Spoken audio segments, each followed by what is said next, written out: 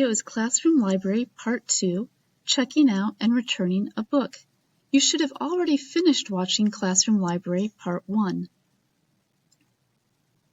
In class, you'll be given a 4x6 index card, and you're going to label it to look like this. The top line will have your first and last name and your period. Below that, you'll write the word title and underline it, the word date and underline it, and the word initials and underline it. The back side of the card has the book borrowing agreement.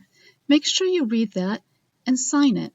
You are expected to sign this before you can borrow any books from my classroom library. Remember, these are all books that I bought with my own money, so you'd have good things to read, not just a textbook, and I want to keep them in good shape for future students as well.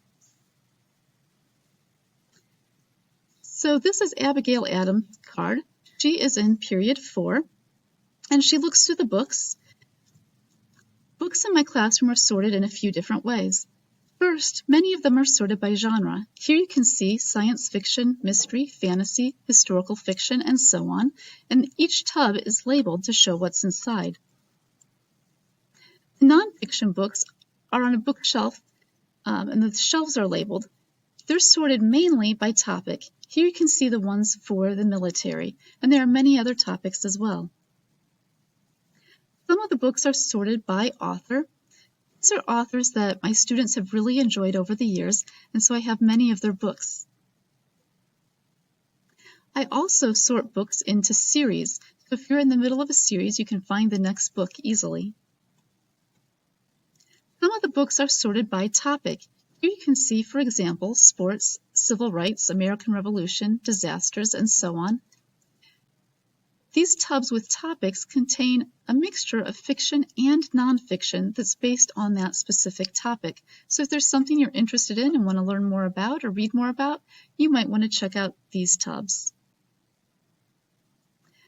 Abigail has decided she wants to check out the book Cinder, and she's checking it out on August 15th. Once you've written the book you're checking out on the card, put it in the box in the back corner of the classroom. The file box is white and it has dividers in it labeled for each letter of the alphabet. Abigail is going to put her card behind the letter for A for Adams. I would put mine behind the letter D for Doing. Make sure it's sorted by your last name so you can find it later. These cards need to stay in the room, and every book you borrow should be written down on it. When you take the books home with you, you should read them regularly. Please take good care of these books. Avoid spilling food on them, letting younger siblings get a hold of them, letting your dog get a hold of them, things like that. If you damage a book beyond repair or beyond the point that it can be read, you'll be responsible for replacing it, and you and I will work out a system for that.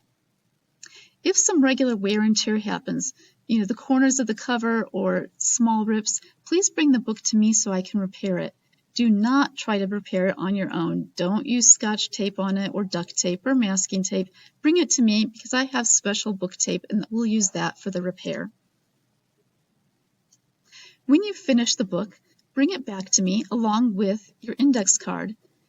When you're ready to turn it in, I will initial it, and that shows that you have turned the book in. You're considered to be responsible for this book until I have initialed it. After I initial it, return the book to the correct spot and ask if you're not sure. We want to make sure they're in the right spot so people can find them. And then check out your next book and you'll follow the same process.